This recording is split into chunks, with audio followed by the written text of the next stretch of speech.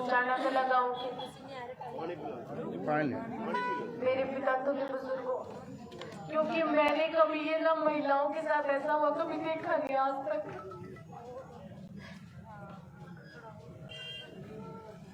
मैं सोचती हूँ अगर मैं एक प्रतिनिधि होके भी सुरक्षित नहीं हूँ, जो महिलाओं की इतनी आवाज उठाते विधानसभा में चीख चीख की ये बात बोलती हूँ कि हम महिलाओं की सुरक्षा की बात करेंगे, महिलाओं की शिक्षा की बात करेंगे।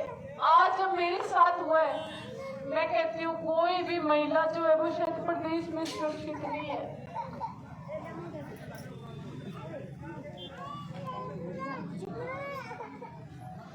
मतलब मुझे पीड़ा इस चीज की है कि मैंने किसी पुलिस वाले को घंटी मारी और जिसका जुम्मा हम कहते हैं कि हम पुलिस के साए में सुरक्षित है। मुझे अंदर से बहुत पीड़ा आज बहुत ज्यादा कि एक ऐसा मुझे ये बात कहता है कि दफ्तर में आओ, मैं नहीं आऊंगा क्योंकि आचार संहिता। अरे भाई कहाँ लिखा हुआ आचार संहिता? पुलिस वालों की आचार संहिता होती है कोई? मैं पूरे उचाना हल्का से इस चीज का हिसाब मांगना चाहूंगी कि क्या उचाना हल्का में हमारी तरफ तो बहन बेटियों की इज्जत है भाई बहुत ज्यादा, या गांव में क्या बहन बेटियां ऐसे निकलती है जिनके दुपट्टे फाड़े जाते हैं? मैं यहाँ खाप है, मैंने सुना दारुण खाप है यहाँ। मैं उन दारुण खाप के नेताओं से हिसाब मांगना चाहूंगी। मैं मांगना चाहूंगी कि क्या आपकी दारुण खाप महिलाओं का इंसाफ करती है? क्या दारुण खाप आपकी बेटी इंसाफ मांग रही है? आप इंसाफ दोगे मेरे को? मेरे से भी ज्यादा मेरे को पीड़ा मेरे साथ वाले उस मुकेश डोमर ठाकुर जी को नाले के अंदर पटका। आज मैं पूछूंगी सारे उजाला के लोगों से, क्या महिलाओं की ये इज्जत आपकी उजाला में? मैं दारुण खाप से जवाबदेही मांगूंगी इस चीज की।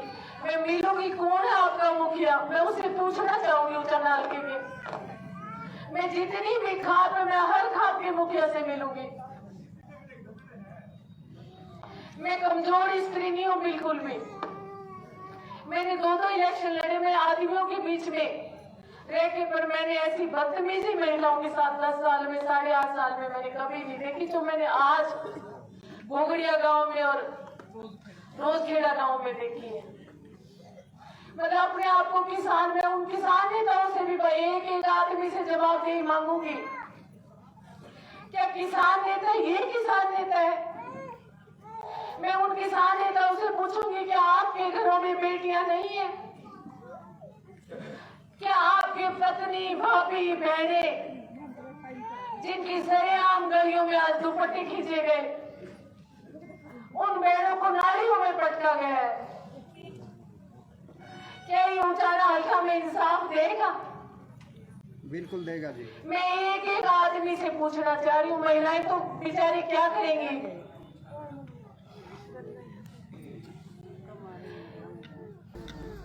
मेरा आज बिल्कुल अंदर से इच्छा नहीं थी कि मैं प्रोग्राम करूं, फिर भी मैं करने हम लोगों के बीच में जाएंगे, अपनी फरियाद रखेंगे कि एक एक व्यक्ति इस चीज को ध्यान से देखो आप लोगों को कि क्या ये झंडे पकड़े हुए सच में किसान है? मैं पहले दिन से ये बात कह रही हूँ कि किसान नहीं है, किसान नहीं है। क्या किसान डीजे लेके घूमते हैं? क्या किसान हल्ला करते हैं? क्या किसान बहन बेटियों की दुपट्टे फाड़ते हैं?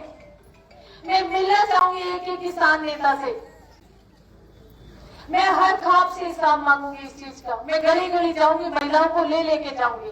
मैं कुछ पूरा उचाना हल्का में गांव गांव जाके हिसाब मांगूंगी इस चीज का। अरे फिरते हुए आज हमें महीना हो गया, ऐसी गंदगी तो मैंने कहीं नहीं देखी जो मैंने आज यहाँ गांव में देखी। मैं अंदर से मतलब मैं बता नहीं पा रही कि मुझे इस चीज की कितनी पीड़ा है। कि मैं कह के थकी कि हम महिलाओं की सुरक्षा करेंगे, हम महिलाओं के साथ हैं, हम महिलाओं को सशक्त बनाने का काम करेंगे, हम महिलाओं को पंचायतों में भागीदारी देकर हमने महिलाओं को पुरुषों के बराबर हक दे दिया। पर आज जो मेरे साथ हुआ है, मेरी गाड़ी का शीशा तोड़ा गया, मेरे पर ईंट फेंकी गई, मेरी बहनों के कपड़े पर, उसके बाद मुझे लगता है कि हम 21वीं सदी में प्रवेश नहीं कर रहे। आज भी हमारी बहन बेटियां उसी 14वीं सदी की है जहां बहन बेटियों के साथ क्या होता था। मैं कहती हूँ महाभारत आज तो सरेआम जैसे द्रौपदी का चीर हरण हुआ है। मैं तो हाथ जोड़ के आप लोगों से कह रही हूँ कि जागरूक हो जाओ, माता शक्ति जागरूक हो जाओ, अपने हकों की लड़ाई लड़ो। कोई अपना साथ देने वाला नहीं है, कोई भी। हमें अपने अधिकारों की लड़ाई खुद लड़नी होगी। क्या मैं इतने पुरुष यहाँ खड़े, मैं आपसे एक बात पूछ सकती हूँ, क्या आप मुझे इंसाफ दोगे? दोगे क्या दोबारा ऐसे हमारे साथ गलियों में ये होएगा? वोट दो ना दो, देखो वोट हर गांव में जाते हैं, चौपाल के अंदर वोट मांगने के लिए जाते हैं। आप वोट ना दो, ये आपका मौलिक अधिकार है किसी को, पर बेआबरू करना ये आपका अधिकार नहीं है कहीं भी। बहन जी, ये किसान का डंडा का नीचे कांग्रेस के वारा तत्व थे, जो भी है डंडा का उस पर जो भी है, मैं कहती हूँ इस चीज को हमें बहुत सच्चाई से लेना पड़ेगा। क्या इलेक्शन में घूमने वाला आदमी घूमेगा नहीं? वोट देना आपका काम है। जिन गांव में हम गए वहां हमारे वोटर्स भी हैं, और मैं सुबह से इस चीज को टालती आ रही थी। वो गैंग 15 जने लड़कों का, शराब पी हुई, डीजे लिया हुआ, काले झंडे, किसानों के झंडे, कहते हैं किसानों ने हमें बेचे, हमारे नेताओं ने। फिर भी मैं बार कहता नहीं, इनको भी अधिकार है, ये लोकतंत्र है, ये भी अपनी फरियाद लगा सकते हैं, इनको नारे लगाने तो इनका अधिकार है। हमें अपना प्रोग्राम करो, हमें अधिकार है। पर आप दरवाजे तोड़ तोड़ के जहां प्रोग्राम करने वाले महिलाओं को ये तो बिल्कुल बर्दाश्त नहीं होगा, बिल्कुल भी। मैं तो आप लोगों से एक आग्रह करूंगी कि हमें इस चीज को थोड़ा ध्यान देना होगा। जितने भी मेरे भाई हैं, नौजवान बच्चे हैं, आप ऐसे सामाजिक तत्व वाले लोगों को पहचानो, आप उनको गांव के सामने पेश करो और गांव से इंसाफ मांगो कि ये जो गांव में रह गया ये सही है।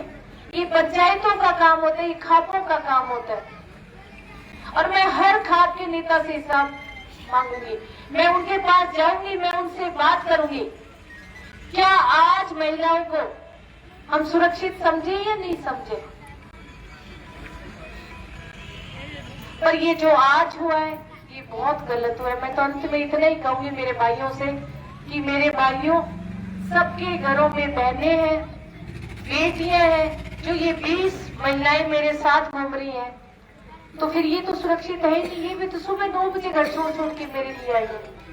आज इतनी महिलाएं यहाँ आप लोग खड़ी हो, आप भी तो घरों से बाहर आई हो। अगर ऐसे करें आप, गलियों में महिलाओं के दुपट्टे खींचे जाएंगे, उनके कमीज फाड़े जाएंगे, उनके हाथ तोड़े जाएंगे। एक बहन का पैर तोड़ दिया, मुकेश का हाथ तोड़ रखे, निर्मल का दुपट्टा गले से खींच के झटका मारा है उसको। एक लड़के ने एक लड़की के बाजू पे इतना तेज काटा है उसने, उसके हाथ पर। क्या ये किसान है? नहीं, मैं महिलाओं से पूछूंगी कि मैं भी तुम्हारी बहन हूं। हम तो रात को 11-11 बजे भी पाडड़ा से निकलते हैं, 2-2 बजे भी निकलते हैं, पर मैंने ऐसा सिस्टम कहीं नहीं देखा। वहां पे तो हमारे भाई हैं, क्या वहां किसान नहीं है? क्या वहां किसान खेती नहीं करते? 2-2 बजे घर जाते हैं, अपने आप को इतना सेफ समझते हैं कि हमारी भाइयों की छाया में हम लोग घूम रहे हैं। हमारे बड़े बुजुर्ग, एक आदमी अगर गेट का लेके बैठ जाते हैं तो रात को जब 12 बजे तक घूमो, उस गली में हमें सुरक्षा महसूस होती है कि वहां मेरा चाचा ताऊ बैठा है, मुझे कोई उंगली नहीं उठा सकता मेरे ऊपर। पर ऐसा तो जाना वालों मैंने तो कभी नहीं देखा। आज मुझे अंदर से खुद के लिए भी बहुत पीड़ा है और महिलाओं के लिए बहुत पीड़ा है। मैं तो ये जो बात है वो आपके चरणों में डाल के जा रही हूँ, मेरे बड़े बुजुर्गों के चरणों में डाल के जा रही हूँ कि क्या हम महिलाओं को ऐसे रखेंगे हमारे समाज में। मैं फिर एक बार कहूंगी कि मैं दाड़म खाप के आगे मेरी बात रख के जा रही हूँ कि ये दाड़म खाप क्या मुझे इंसाफ दिलाने का काम करेगी समाज में। जीवन जीना आसान नहीं होता और बिना संघर्ष के कोई महान नहीं होता, और जब तक नहीं पड़ती चोट हथौड़ी की पत्थर भी बलवान नहीं होता। नाना जी आगे बढ़ो, हम आपके साथ हैं। नाना जी आगे बढ़ो, हम तुम्हारे साथ हैं। नाना जी आगे बढ़ो, हम तुम्हारे साथ हैं। नाना जी आगे बढ़ो, हम तुम्हारे साथ हैं।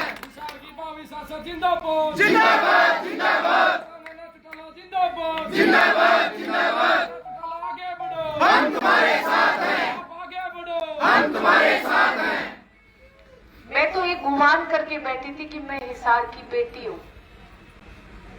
मैंने 2 इलेक्शन लड़ लिए, मैंने कभी ये शब्द यूज ही नहीं किया कि मैं बेटी हूँ, कि मैं बहू हूँ। मैं एक उम्मीदवार के तौर पे दोनों जगह गई हूँ कि मैं आपकी उम्मीदवार हूँ, पर पहली बार मैंने ये बेटी शब्द यूज किया क्योंकि मैं हिसार की बेटी हूँ, मैं आदमपुर की बेटी हूँ।